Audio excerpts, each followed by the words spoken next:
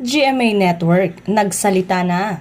Ilang taga-TikTok lang ang kinulit ng isang entertainment site tungkol sa isyong ang programa raw nila ang papalit sa time slot ng It's Showtime sa GMA7. Ngayon lang uli nabuhay ang issue dahil matatapos na ang kontrata ng It's Showtime sa GMA7 ngayong December 2024.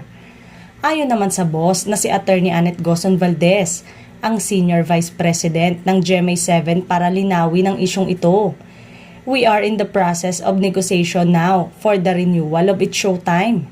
Kaya't ang ibig sabihin nito ay mas malaki ang posibilidad na mananatili pa rin sa GMA7 ang noontime show ni na Vice Ganda.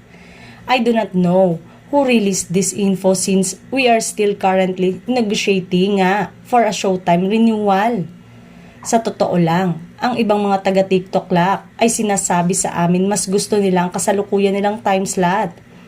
Ayaw raw nilang ma-pressure ng bonggang-bongga sakaling ililipat sila. At eto na ang magiging noontime show ng Kapuso Network. Ang dami pang kwentong naglilitawan tungkol sa pagtatapos ng kontrata ng It's Showtime sa GMA7.